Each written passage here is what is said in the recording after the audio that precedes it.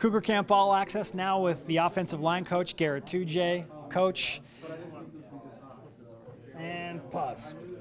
Just so we don't do the number. Oh, yeah. There you go. Okay. 3, 2, 1. Cougar Camp All-Access continues with the offensive line coach, Garett Tujague. Coach, Phil Steele, college football expert, was asked which is the best position group at BYU, and he said the offensive line. Why will he be right this year, Coach? College football expert. No, great chemistry. Guys coming into this year, a lot of playing time with a lot of guys, and I think that's irreplaceable. You can go out on the practice field and get after it and absolutely improve your skills, but it's those 60 minutes that guys are fighting and clawing and scratching for. And so when you have time under that environment, and games like Houston or Texas or whatever, those are great confidence builders for you as an individual and as a unit. So I would say it'd have to be the cohesiveness of our unit.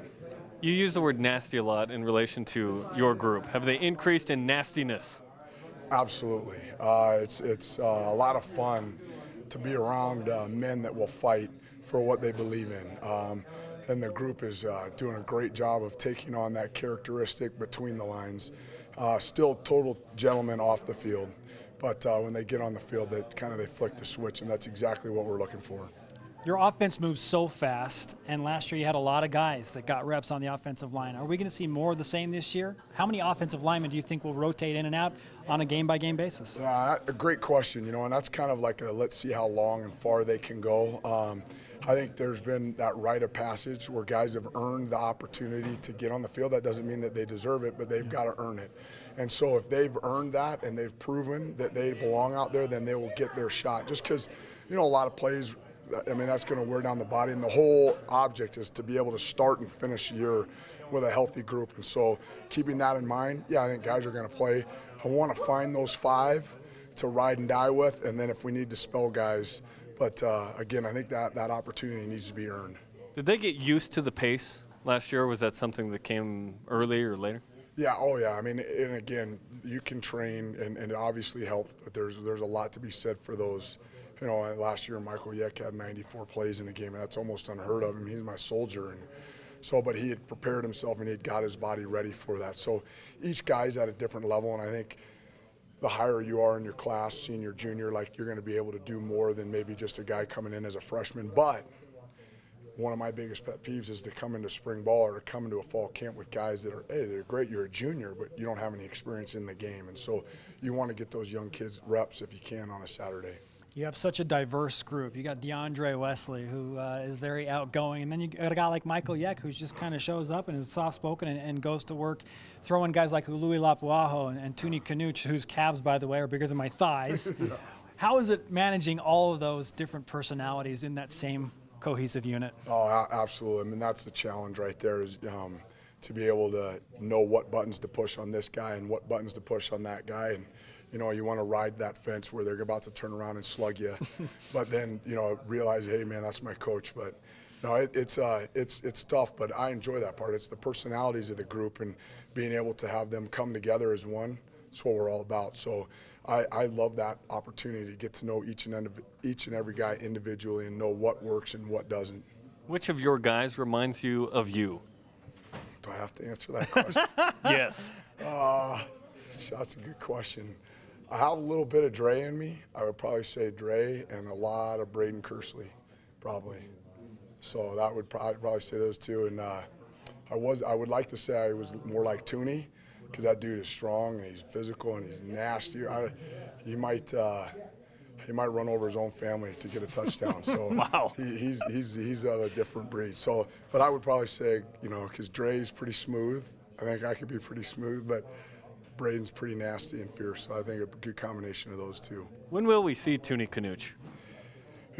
He's progressing more and more every day, and I kind of don't even talk to him about it because it upsets him. But when he's not out there. Yeah, that it upsets him that he's not out there. But it's when he's ready, he'll be ready, and I have confidence. Our staff does an amazing job of getting guys ready for games, and we've got to get them some reps. But I think it'll be sooner than later. We asked Ed Fusi who the strongest guy on the team was, and he said Tooney. Do you agree with that statement? In some lifts, absolutely. But believe it or not, probably the strongest guy on our team, Tejan Karoma. Wow. He is. And a freshman. Oh yeah, he's a strong dude. I mean, he works out with the strongest guys, and he hits all their high lifts for every lift. So like Tooney's really good in this, well, so is Tejan. And then Brock is really good in this, but so is Tejan. So I would say pound for pound, it's Tejan. Is Tejan going to play center, by the way? Yeah, he'll be our center, and he's fighting for that second spot. He's had a great camp, and I think where he came from, Allen, Texas, his background has provided him an opportunity to come in and play. He's been coached very well. So I don't know how much you pay attention to what's said about the O-line, but did they get an unfair bad rap from last year, given the fact that you ran for so many yards?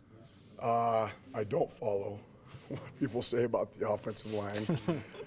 Got to protect my ego. No, I don't know. I mean, and this is my philosophy. So win, lose, draw, it's all on the offensive line. And if you don't like that, then don't play the position.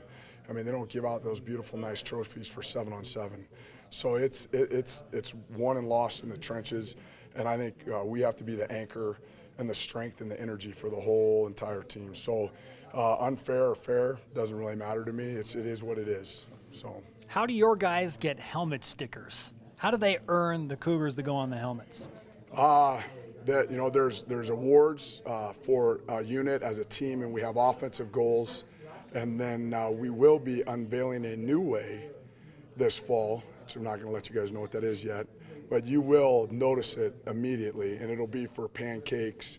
If we have a 300-yard rushing game, stuff like that. Coach Mendenhall and I have cut a deal. So it's actually his idea, and I agreed to it. But it sounds better if we cut a deal. But if you have a 500-yard rushing game, do you get a steak dinner along with everybody on the offensive line? 550 maybe against Texas?